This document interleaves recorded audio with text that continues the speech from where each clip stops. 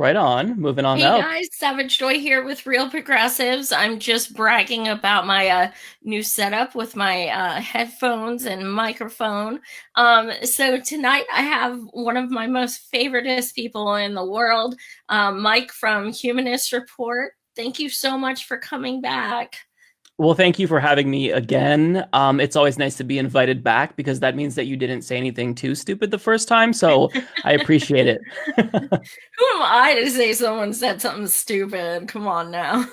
You never know. You never know. It's live, so you can't edit that out, and I can't make myself look smarter. So you never know. True, true. Um, we are right kind of in the middle of the clusterfuck that is primaries. And Mike and I were joking a minute ago that he's gotten a little more savage on Twitter lately.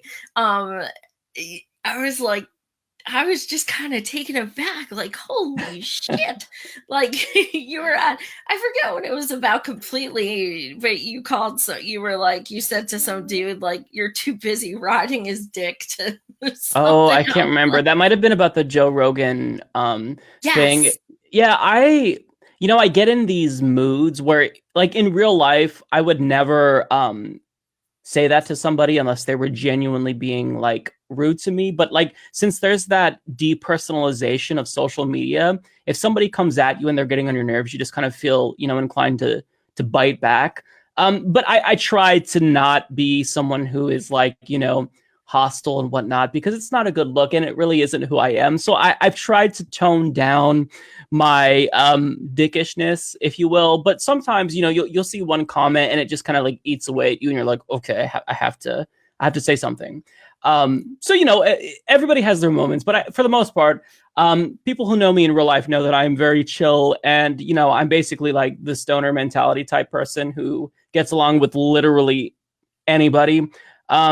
So yeah, I try to represent myself, I think, in an accurate way on social media, but every once in a while, the rage just comes out. Yeah, I mean, I think we're all there, and it's funny because when I meet people in real life, they're like, "Oh my God, you're like the sweetest person," but online, you're such a fucking bitch. Yes, I am.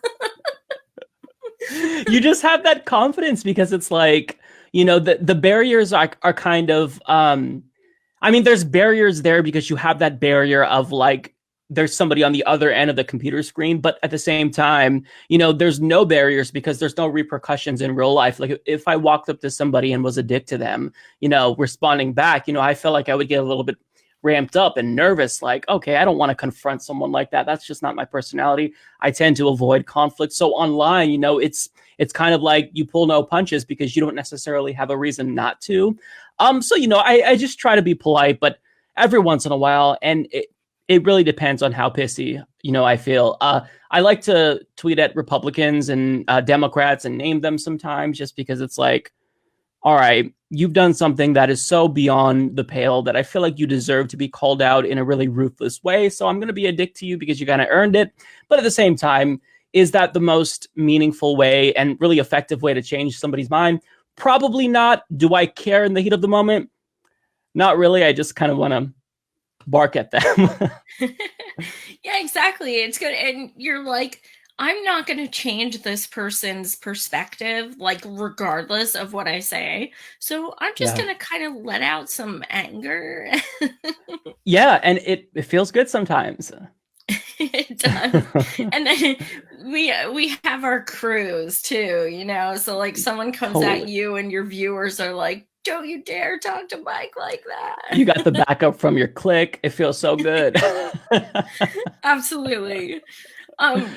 So much shit has happened this week. It's been just bananas. First of all, Assange, as a Hmm. fellow journalist, like, what, I mean, I can't say a lot of us are surprised, but what's your first reaction? It is just kind of overall it's disappointment, it's fear, because I kind of feel like we all knew in the back of our minds that this day was coming. And we knew that the reaction, by media and by politicians would largely be what it is now. But it's still, to live through it sucks, because this could be the beginning of the end of press freedom. And I'm not implying that, in a year from now, journalists will be barred from publishing leaks that were obtained illegally. But it's just, once you start going down a particular path, it's so difficult to reverse course. And in general, I feel so disappointed that more people aren't speaking out. Love Bernie Sanders to death, but I really wish that he would speak out about this, because even if obviously people hate Julian Assange, especially in the Democratic Party, and he already has to deal with smears and whatnot, it would be nice to just have him communicate why this is important and why this isn't really even about Julian Assange. This is more about press freedom, so it's disappointing. I like that everyone in indie media is pretty much united on this front, because we kind of have a stake in the game. We have a horse in this race, so we want to make sure that we protect these press freedoms. Not that I've ever published anything that's illegal, but I think that if information is in the public's interest, we've got to protect journalists' ability to publish that without worrying about prosecution. So think about with the Snowden leaks, which is incredibly important. What if Glenn Greenwald was prosecuted for publishing that? So it's bigger than Julian Assange. You don't have to like Julian Assange. I know many liberals hate him, but it's not about Julian Assange. This is about press freedom. And, if you kind of just go back a couple of decades with the Patriot Act, all of our freedoms are slowly but surely being eroded. And I made the analogy, I think in my Julian Assange video, that the reason why we're all not freaking out is because it's happening so gradually, so subtly, that it's hard to, realize what's going on. It's like if you throw a frog in a pot of boiling water, it's going to jump out. But if you put a frog in a pot of water and then you gradually turn up the heat, he's going to be able to adjust to that. And that's what's happening to us right now. Our freedoms are being taken away from us little by little, but because it's not super substantial, it's easy to kind of become complacent. It's easy to be distracted by Netflix and video games. But really, this is significant. This is, I don't want to, be hyperbolic, but this is authoritarianism. It's not like we are an authoritarian regime, but, democracies don't last forever. They certainly don't. Every single democracy in the world dies at some point. That's what empirically has happened. And I don't want that to be the start now. It's still early enough to where we can act, where we can take action. So, that's my feelings. Just overall disappointment, but not shocked. Right. Absolutely. I think, like, at this point, if Bernie came out, it would just be bad. Like, at this point, he's waited so long that I think coming out would just be a mistake. And I think, part of me is kind of glad he didn't, simply because if he did, it would be all about Hillary, Trump, Bernie and the Russians and all this stuff. And people would have lost focus of what is really happening. It would have become like a tabloid thing, and people would have, forgotten the true tragedy that's actually happening right now. I totally agree with that. It's basically a political decision, and that is on my mind. Like, I realize that, he knows that he's just opening a can of worms. But the other part of me, the reason why I think overall I wish he would speak up, even if it's, later, is because Bernie Sanders is someone who's very influential, and he never before, he never played politics, which I think made him so appealing, and that's why a lot of these quote unquote scandals don't stick to him. Same like Trump, because, they're constantly just shooting from the hip and saying what they believe in. Donald Trump may believe in nonsense, but I mean, in terms of just that personality of saying what's on your mind, I think that's a characteristic that I liked about Bernie. But I think that you do bring up a completely valid point. If Bernie Sanders farted, it would be national news, because they're looking for everything. And I said this in my video about his tax returns, that they're just going to move on from this once they find something new. So expect them to dwell on the tax returns and the millionaire thing for like a month or so. But if they see something else, they're going to jump ship and talk about that. So Yeah, yeah, it's a tough situation, but overall, I'm going to be in the camp of speak out, because this is too important. It goes beyond politics, in my view. Yeah, absolutely. I'm just kind of scanning the comments, and yeah, I mean, I absolutely think Assange is a hero, as someone who marched at Occupy DNC, like as someone, so many of us were so, just horrified by all the cheating going on, and we finally got those receipts. What we Yeah, were, nobody believed us, and finally we had those receipts. Granted, it became like who released the emails instead of what they said, and the fact that they've never yeah. been denied. But we actually had that tangible proof, and it was like vindication in a lot of ways. Yeah, it was information in the public interest, and I'm willing to concede that when Julian Assange was talking with Don Jr. and whatnot, like it is unfair, right? That there was this imbalance of information because had he released the RNC emails, it obviously would have unveiled that they were trying to tip the scales against Donald Trump. Now, it probably wouldn't have mattered because he won, so those feelings wouldn't be as problematic. But I mean, at the same time, that information still is important. What we saw transpire was confirmed by those emails. It didn't. It wasn't news to a lot of us who were paying attention, but nonetheless, it still did, like you said, give us the receipts. But I think even more important than the DNC emails is the war crimes that Chelsea Manning had exposed, that WikiLeaks published. That was huge. That was so huge. And that's exactly why these types of laws that protect press freedom are in place, because we have to know what our government is doing. We need to know when they're abusing power, when they're committing murder, because those are our tax dollars. We're their bosses. So we need to make sure that we can hold them accountable. And we can't do that with no information. So, there's a lot. I'm in terms of like Julian Assange, he's fell out of favor, in my view, just personality wise, with him thinking that, Trump would be better long term. And I hate that. I disagree unequivocally. But at the same time, him being a journalist and publishing information, that's important. If it's not, again, it's not about the personality, in my view.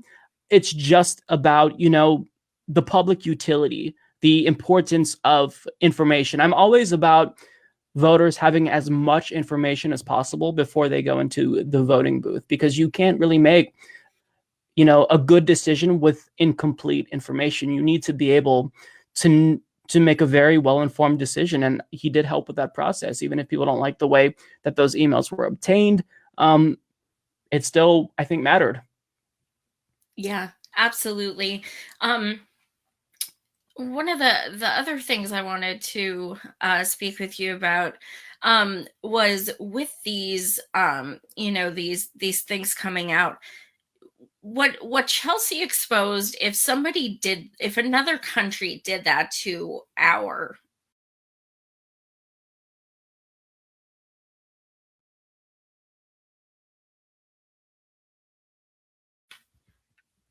Uh-oh, I think that, oh, there you are.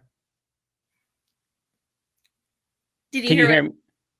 No, okay, you kind of dropped out, and it cut out what you said. Sorry. Okay, no problem. I said that if roles were reversed, and what Chelsea showed us was another country doing it to us, we'd bomb them. That's such a good point. And it's why I feel so frustrated with, people who they have this American supremacist point of view, this patriotism, because it's like we're not number one. There's always these chants we're number one, but we're not. We're failing to take care of our own people. We're doing things that, like you said, we punish other countries for doing. And it's embarrassing. It's so embarrassing. You know what I mean? Like the people in America are so different than their leaders. Like there are issues with Americans in general. Education is a huge component. But I mean, like our leaders just do not represent us. Like we don't want to be bombing these countries. I mean, these wars that we are in, there are people now who were born into them who can now fight in them. I mean, how insane, like this is insanity. You know what I mean? So it's just, it's bananas, really. Politics is bananas, and it doesn't have to be. Like, my goal, even if this may seem counterintuitive because I'm a podcast host, I want politics to be boring. I want to scrounge for news stories to cover and not be overwhelmed by, you know, the fuckery. I want things to be stable again in, you know, so many different ways. And we just don't have that right now. So I feel like, you know, we can only go up. It can only get better because we've kind of bottomed out, you know? Well, I shouldn't say that because it could always get worse, but you know, it's, times are tough. For real. And I don't know if you saw Elizabeth Warren's announcement today. You know how I feel about her. I did not see her announcement. She just filed paperwork to impeach Trump. Oh, I see. So okay. That's actually surprising. She's pandering yet again. Oh, I'm a hero. Fuck Trump. But to me, it's kind of like, what, us as people have literally nothing, no bearing on what happens with impeachment. It is a shiny object. We have so much shit on the line right now, like Medicare for all, you know, people dying in the streets, climate change. And she wants this to be like she's some kind of hero. And now everyone's getting distracted again, like impeach Trump. And we've been hearing this shit for 2.5 years and nothing has ever come of it. And it's like people just, they don't pay attention to what's important. Yeah. And this is something that it's a tricky issue because on one hand, I technically support impeachment, but at the same time, we know that the way that, you know, how this is going to play out in practice will not be beneficial. Like for me, the reason why I'm pro impeachment is just the simple fact that, look, if you break the law, you get impeached. You know, if I break a law, I'm going to go to jail. You know, so that's me taking a principled stance. But with that being said, will Democrats turn this into something that distracts us from the policy substance? Will they try to play politics with it? Will Elizabeth Warren use it to campaign? Yes. And that to me is insufferable because they're not like, I mean, maybe Elizabeth Warren isn't the best example because I do think she's relatively principled. But, you know that she's going to use this as kind of, I'm the impeachment person as a campaign strategy, but not really trying to do it because she is worried about, you know, justice, for example. Now, with the House, I think that makes more sense. Like, I believe Rashida Tlaib and AOC are trying to do impeachment based on, you know, obstruction of justice. I think that's fine in the House. It's not going to pass in the Senate. You know, it's not going to pass in the Senate. So you can impeach in the House, but you're not going to convict in the Senate. So you're not going to be able to remove him. The only way he's leaving is if we beat him in 2020. So I think that needs to be the focus. And I want, like, again, I hate that we don't hold powerful people responsible. Every single president in my lifetime would be in jail if I had my way because they all committed crimes. So, you know, powerful people should be held to the highest standard. You know, they shouldn't get a pass because they're in power. But with that being said, it can very easily be used against us. This impeachment issue can be used to downplay the importance of Medicare for all. Like you said, it could distract us away from important issues. Flint, Michigan doesn't have clean drinking water. It's 2019. Like, you know what I mean? So if they were able to walk and chew gum at the same time, I would be more raw impeachment. So while I feel the need to say, yes, I support it, will Democrats execute this poorly? There's not a single doubt in my mind. And that's so disappointing because we're never going to get to a state where we can actually hold people in power who are criminals accountable. And that's really sad because, you know, if you want to break the law and you're in power, you essentially get a pass. It doesn't matter what the law is that you broke, you're going to get a pass. Meanwhile, someone who smokes pot is going to get thrown in jail. You know, it's so frustrating to me. We live in this two-tier justice system where the poor get prosecuted and the rich and the powerful, they never see, you know, any consequences. That's why I was actually shocked when Paul Manafort and Michael Cohen, you know, they're going to be serving sentences because we don't see that happen too often. Yeah, absolutely. And, sometimes you do hear, especially with this being brought up again today, you do hear people say they're more terrified of Pence. And I kind of feel Yeah. that way in some regard too, just because, I mean, Trump's just like such an idiot. Like, you can't take him seriously. But Pence is like stealthy. He just stands behind the screen and just like stares. And he's very maniacal.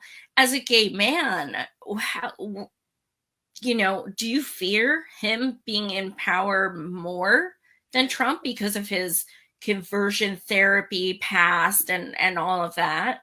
Yeah, the dude can do real damage. He is a lot more politically savvy than Donald Trump. He's not going to shoot himself in the foot. He's not going to garner as much press conference. So whatever agenda he implements, it will be more covert. It'll be more insidious. So politically speaking, impeaching Trump and getting Pence would be a disaster. However, there is a caveat. I do think that Pence is more beatable for any Democrat in 2020. Now, I don't have the data to back that up. I don't have polls. It's just me kind of guessing. So I think he'd be more beatable, and I think that he politically would be able to actually execute a really disgusting agenda.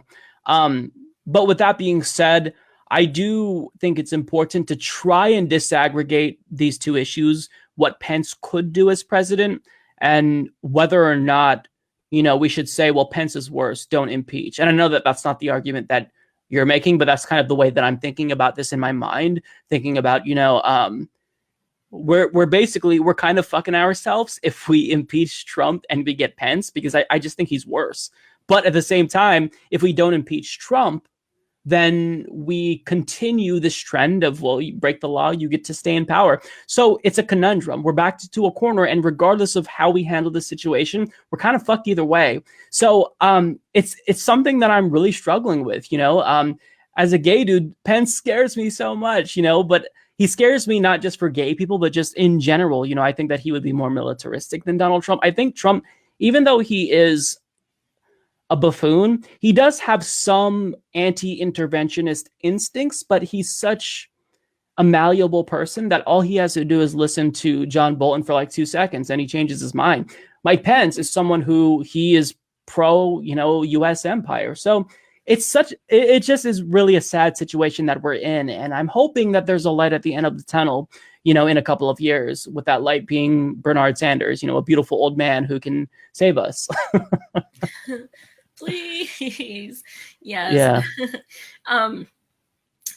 That's interesting that you think that Pence would be easier beat, because I kind of fear the opposite. I fear that Republicans will be like, well, now we have someone new. So all this, hate for Trump and everything, now we're going to show them that the Republicans can still be good, or something like that. Yeah, no, that's a good point. I do think that's a good point. The way that I kind of see it is I'm separating the establishment Republicans from the grassroots. Not that there's much like grassroots, in terms of protesting. There is, but it's different from the left. But basically, like, I think that the establishment Republicans, the DC party, they would be 100% behind Pence. They love him. More so than Trump, because there wouldn't be this media hysteria. He'd give them an actual opportunity to get their agenda implemented. But at the same time, I think that if you are just a standard worker, Mike Pence is kind of the Republican equivalent of Hillary Clinton. It's just this establishment person. He's not really where the base is currently. I mean, there's still a lot of evangelical Republicans, but at the same time, what we're seeing is we're moving towards this hyper-nationalistic Republican base where they hate immigrants. And Mike Pence, even though he's 100% aligned with Donald Trump, I think he's going to be less inclined to vocalize that, because if he does that, then he knows he's going to make himself a media target. So it could go either way. I'm not 100% sure that he would be more beatable, but that's just kind of my instinct. Either way, I think that we're going to go up against Donald Trump. He wants to say hi. Judges. Stinker. It's raining and it's thundering. So it's raining here too, so my dog may actually bark because he doesn't really care that much about the rain. If he's outside, then he'll be, a little bit worried because it'll make more noises when it like drops on stuff and like drops on our patio table, and he'll be freaking out about that. So yeah, I mean, this whole dichotomy is going to be bananas. A few more people have announced. I think at this point we're at 19, and Molester Biden is going to announce next week. He's supposed to announce on Wednesday, right? Yeah. So that'll put us at 20. Now, jeez. A couple of them I don't remember their names because they're just, I never heard of them, but there's so many. Yeah, so Bernie had his Fox Town Hall thing and it went amazing. Yeah. And now Klobuchar, Klobuchar and Buttigieg both are doing theirs on Fox, even though everybody flipped their shit on Bernie. And my thought is that Klobuchar is going to fail miserably, and then she's going to drop and endorse Kamala. That's kind of what my gut says. Yeah, you may be right. This is what I'm kind of expecting from Klobuchar. I'm expecting her to pander so hard to the right, and really kind of hide her left instincts, not that there's much, and bring out her more conservative, because she's someone who we all know would do the pivot. So since she's already a centrist, like if she were to get the nomination, God forbid, she would make a hard pivot to the right, kind of in the way that Hillary Clinton did in some regards. I mean, she had Bernie, who was on her back about, a free college light plan, but I think Klobuchar would go full Republican. And that's kind of what I'm expecting. I think we'll get a taste of that at this town hall. I am interested to see that. I probably will watch them both. I'm not gonna lie, I watch all of them. But yeah, it's just funny because you make such a good point. Nobody's going to freak out about this. Nobody's going to call them traitors and say, they're going against the DNC because the DNC isn't going to have town hall host any debates. It's just funny. There's a double standard. They're looking for every single thing they could possibly criticize Bernie Sanders for. And on one hand, it's infuriating. But on the other hand, I know it's helping him because like I heard Kyle make this point. So not to steal, that point and make it my own. It's such a good point, though.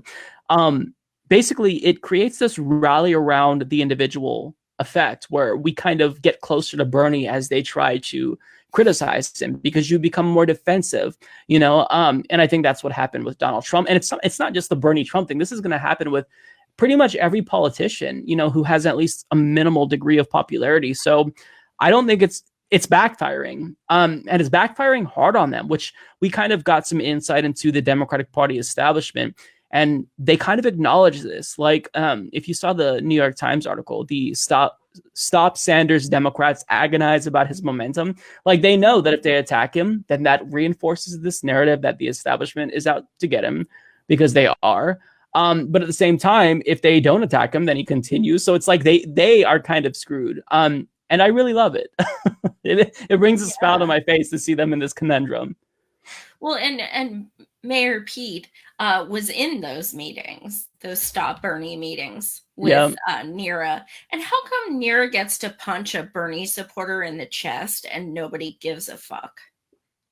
Right? I have a video about that that's coming out tomorrow at 8 a.m.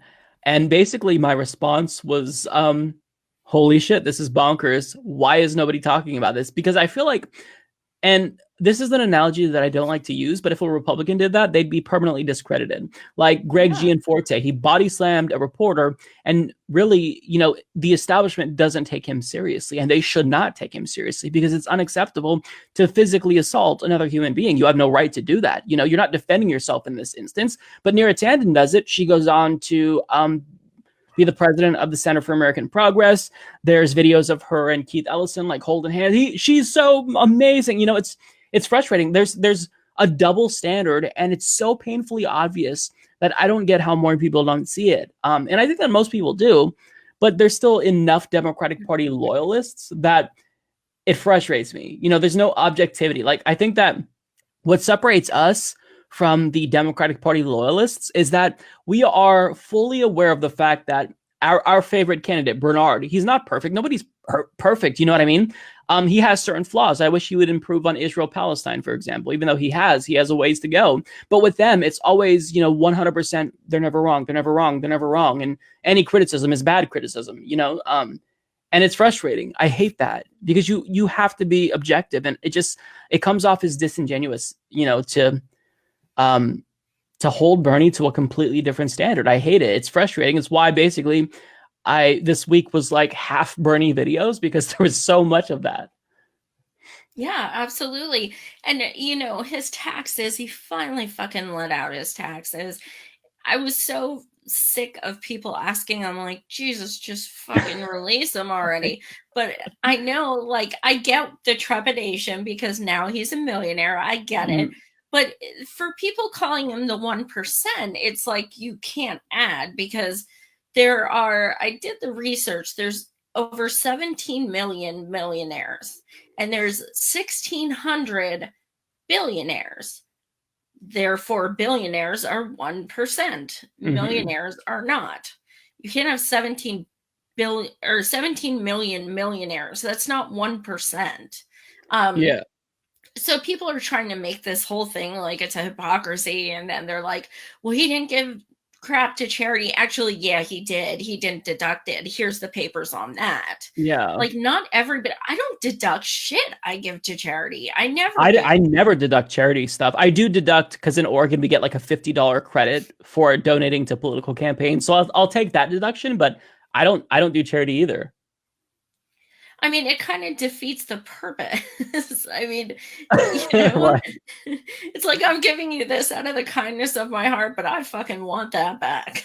Yeah, I'm not thinking about, this will be a tax write-off, which is why I hate when like billionaires and corporations get so much credit for their philanthropy. God, I hate that word because it's like, oh, come on, they're doing it for the tax write-off. Give me a break. You know what I mean? I did want to get your opinion on, because I thought this was so funny and stupid, about them asking at the town hall, Bernie, why won't you volunteer 52%? Why'd you take the 26%, marginal rate that Trump gave you? What did you think about that? Because I thought that was so stupid.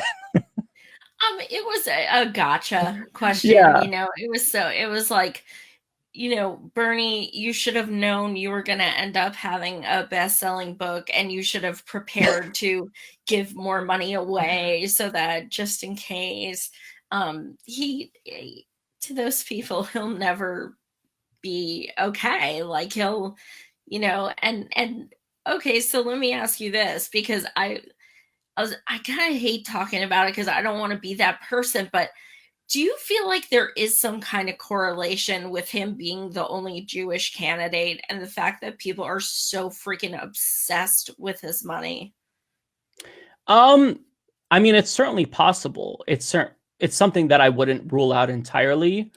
But I think that above all else, it's that Bernie is a threat to their money. It's a threat to the gravy train, because I mean, the consultants, their careers will hinge on Bernie being defeated. He poses an existential threat. The donor class, they know that they can't keep doing what they're doing if Bernie Sanders is elected, because he's going to change things. Like, if you become president, you take control of the DNC, you take control of all of these institutions from the Democratic Party, so he can hollow them out if he needs to. So I think that they're all terrified. How many consultants are making hundreds of thousands each year working for the Democratic Party that would be gone? So that's what I think it's about. I certainly would not rule out the anti-Semitism, because America is, we've seen this resurgence of white nationalism, and I think anti-Semitism in general is on the rise. So it wouldn't surprise me, one bit. And you can still even see sexism for some of the female candidates, criticisms that will be lobbed against them that won't be lobbed against men, and I think that we do have to be aware of it. Yeah, we do have to be aware of that, because it's certainly a possibility, I think. Yeah, absolutely. I do save a lot of screenshots that are quite anti-Semitic, and it's like, it's pretty gross.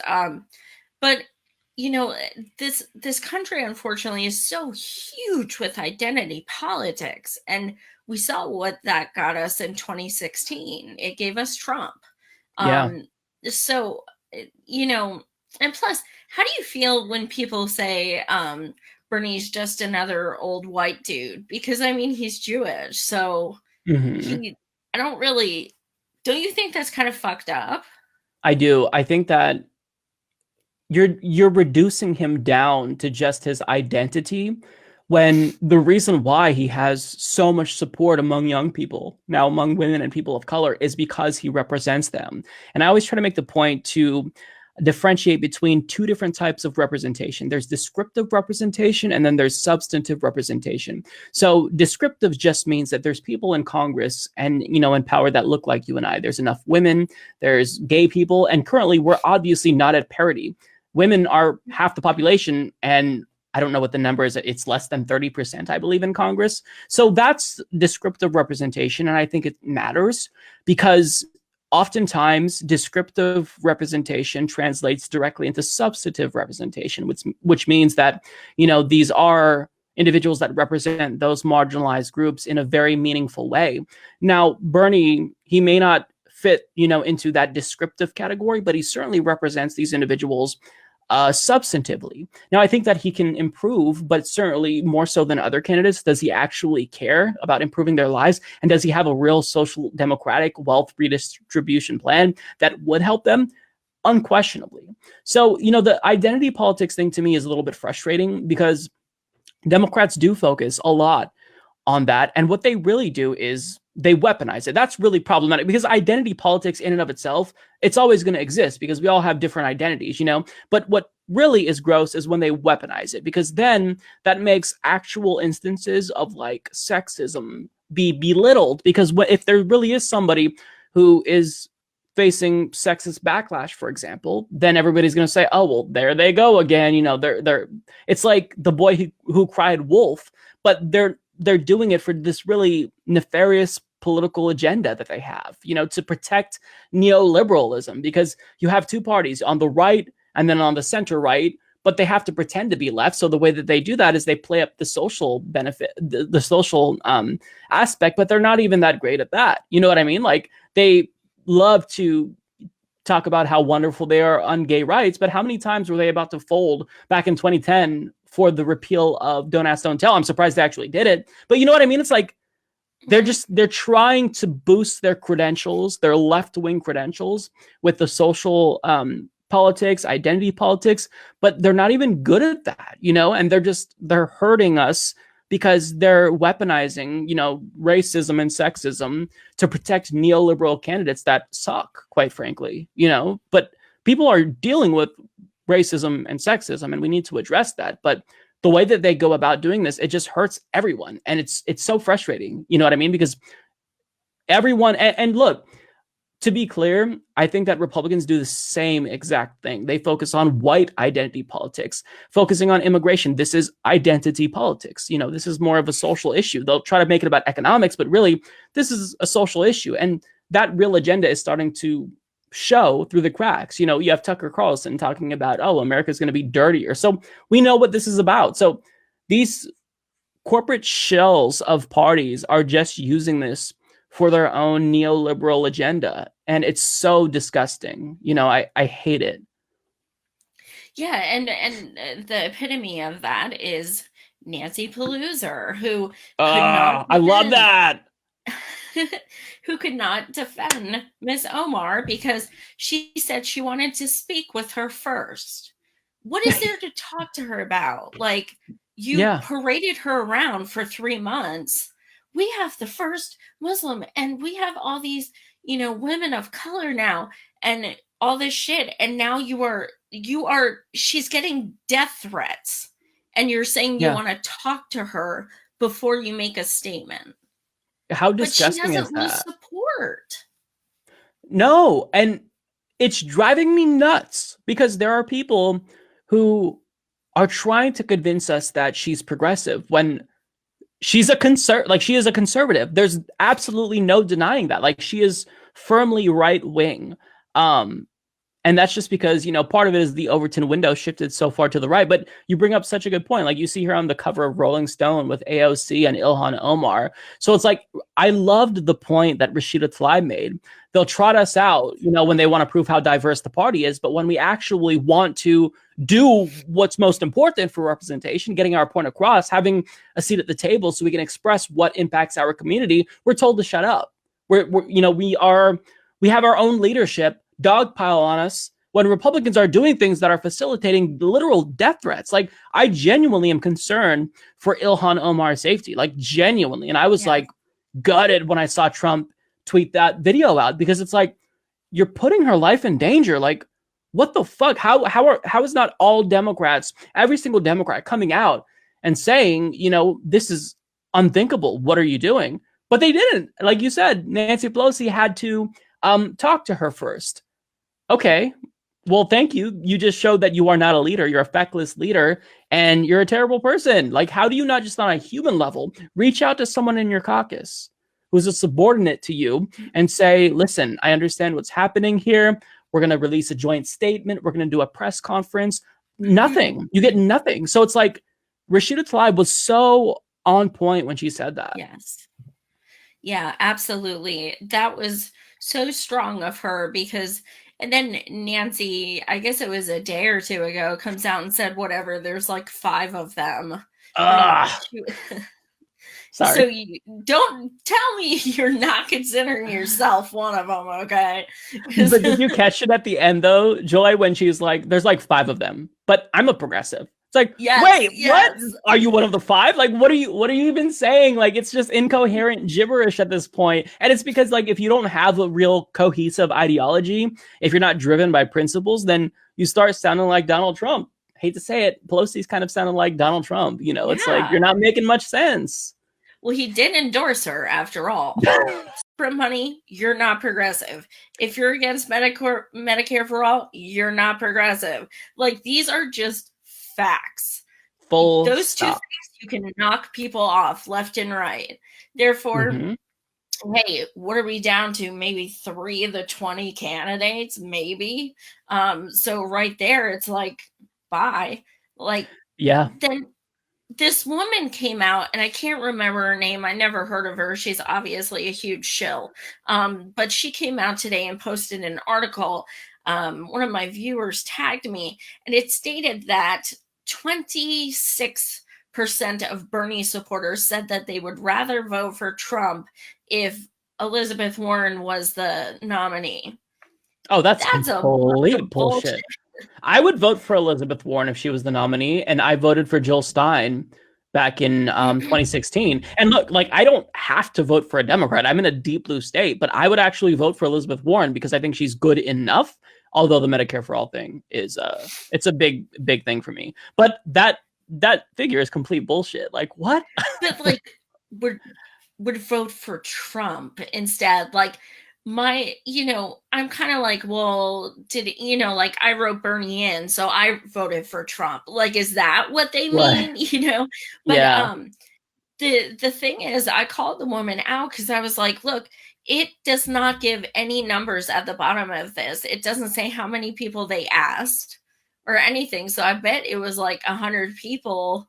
And I'm like, they would have said like Kamala, okay, yeah, I'd be more believable. It was 26%. Okay. But I don't know anyone who would be like, yeah, I'll vote for Trump if Bernie doesn't get, like, I don't know anyone who said that. Well, and if you look at how many of Bernie supporters voted for Hillary Clinton in 2016, it was a higher percentage than Hillary supporters that voted for McCain, back in 2008. So I don't believe that. And the thing about polling, I've taken classes on polling, and there are nerds that agonize over the wording. They agonize over so many details. So something can very easily go wrong in polls. So I'm not someone who's going to say, oh, well, I don't trust the polling. It's all bullshit. I think that what you have to do is you have to look at aggregate polling data because it's just more stable. You can say, okay, this one poll is an indication, but unless you look at a bunch of polls, I really don't think you're getting any useful information, So I don't know where she got that. I don't know what the sample looks like, but I'm going to dismiss it just instinctively because that just sounds stupid. It's like saying 80% of Americans think that the sky is green. You know, it's what? That doesn't seem right. Granted, we only asked 10 people, but still. Yeah. So at this point, you know, things change all the time. Our, you know, new people are getting in the race. Who is our biggest threat? What candidate? That's tough. I honestly don't know. I guess just based on polling, Joe Biden, but I honestly think he's going to face plant in like a week because everybody loves Biden just because they have nostalgia goggles on, but he doesn't have Obama to smooth things over for him. Obama is someone who's charismatic. Biden is not charismatic. He's like this crotchety asshole. You know, he's like your uncle who is kind of a dick who you dread seeing at Thanksgiving. And that's Biden. I think that's going to come through. The one that I am no longer worried about at all is Beto. There's an article in Politico that talks about him not getting any mainstream media coverage and how he's trying to correct that. And he's considering town halls, but he hasn't been invited. I guess currently, you know, the flavor of the week is Pete Buttigieg. I think that just kind of like the other ones, it's possible that he fizzles out. We saw it with Kamala. She was, you know, the first big thing. And now, you know, she's not really generating much crowds. I really thought that she would be a strong candidate at first. And she probably still is. I think she has a fairly, you know, good shot at winning. But it's hard to say. I guess Joe Biden currently, just based on polls, but I don't know. I agree. It's so hard because after Trump, anything can happen. You know what I mean? Yeah. Like we could end up with Eric Swalwell, I don't even know his name, as the nominee.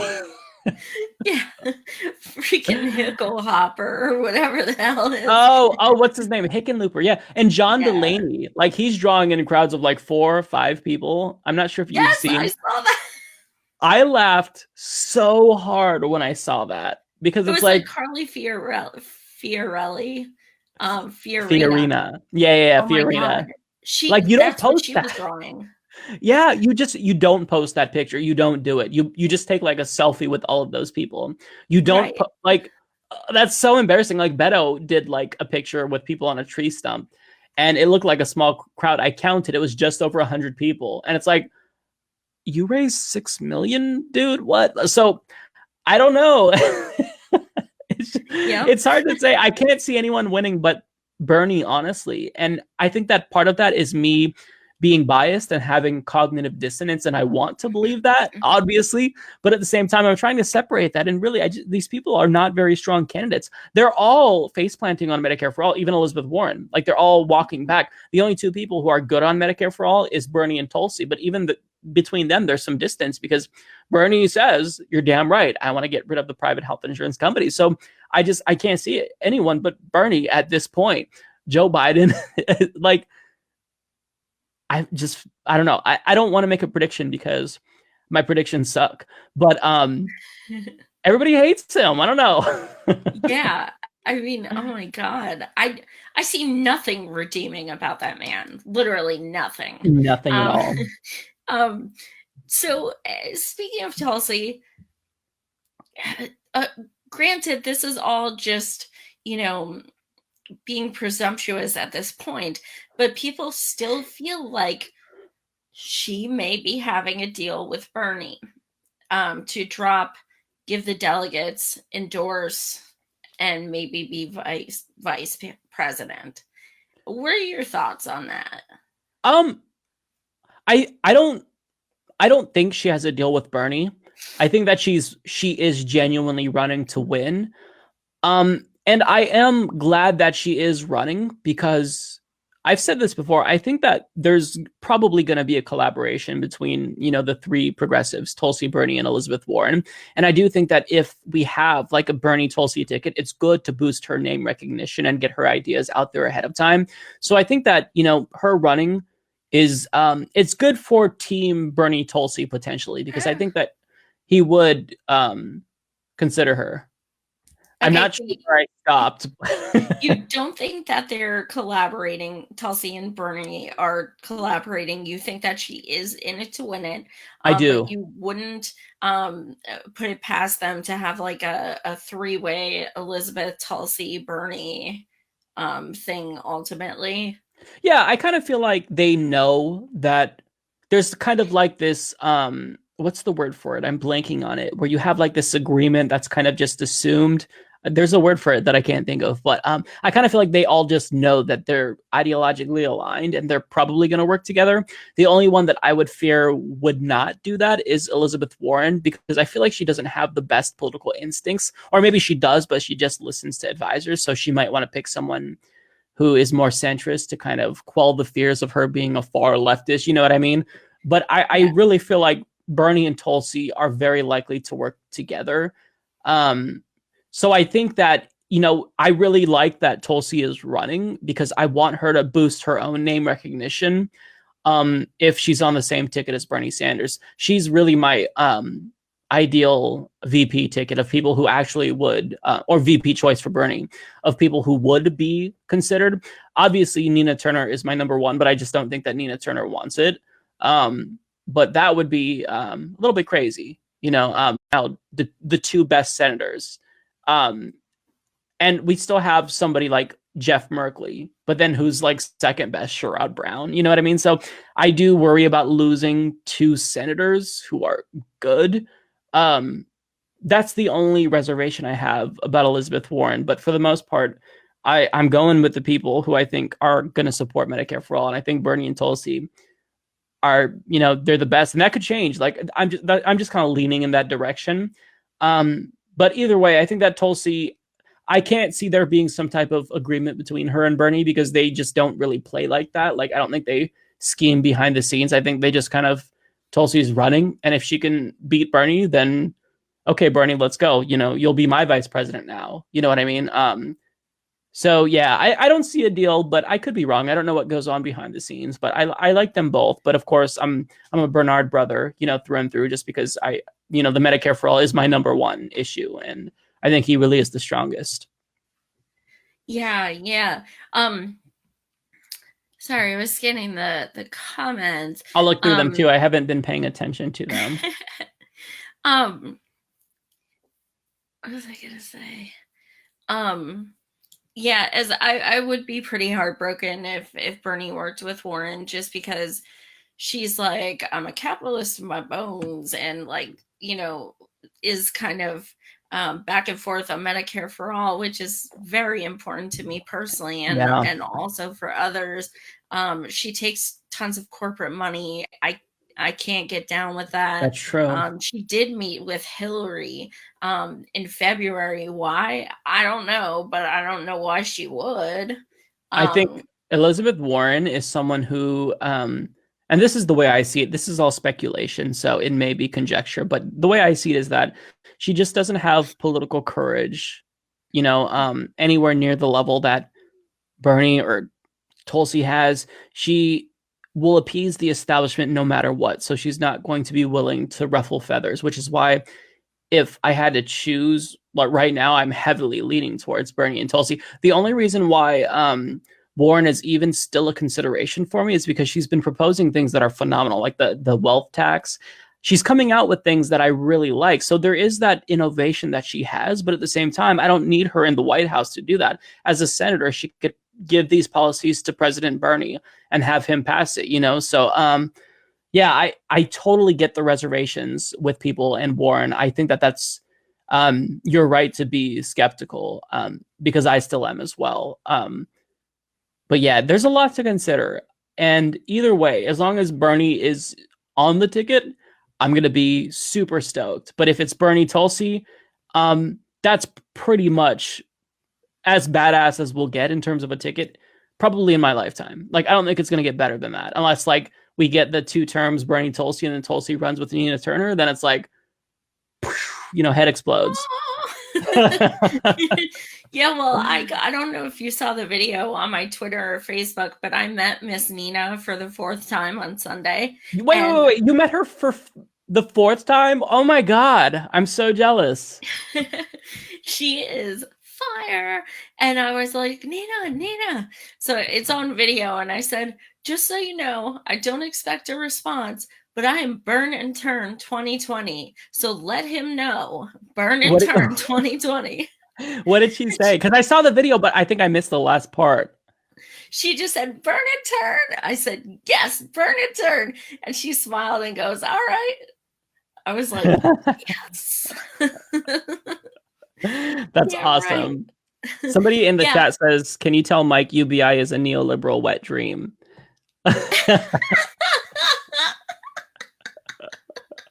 Thank you for that, Rob. I think that it depends on how you structure it. But sorry, I didn't mean to cut you off. Oh no, that's okay. Yeah, we talked a bit about that before. Just how like the only time it would ever work in the slightest bit would be if it's combined with a $15 minimum wage and a federal job guarantee. Speaking of which, what do you think Tulsi's reservation in supporting a federal job guarantee is? Right. Well, if I'm remembering her answer correctly, and this is what I heard her say about it on the TYT interview that she did, she said that when it's been implemented before, it hasn't worked. And I actually tried to look it up and I couldn't see anything. So I don't know if it's like in studies or whatnot. So I don't know. It may just be like a philosophical disagreement there. I hope she comes on board, but to me, that isn't as big of a deal. In my opinion, the biggest thing for me would be Green New Deal. That's one that I really hope that she gets on board with. And currently, the Green New Deal is just a resolution, and she she wrote the OFF Act, which is actually very strong. And if she just retooled it to meet the IPCC's deadline, because this came out in 2017, she could put that in the Green New Deal. So I hope that that's what she gets on board with. But, the federal jobs thing, I need to do more research because I do support it instinctively. But if she does say that it hasn't been implemented, then, I want to take her for a word and see how well it's been implemented. I mean, we do tons of research on that, and we've, talked about it for probably 3 years, and this is news to us. So I'm not sure what she's talking about. And FDR proposed this too. Yes. Federal jobs guarantee. Yeah, absolutely. And, as someone who just got laid off, I'm like, yes, please. So yeah, that's definitely important. So I think, I would definitely be down with the collaboration just because they balance each other. They do. Bernie definitely, complements where she's lacking and vice versa. I totally see that. Yeah, absolutely.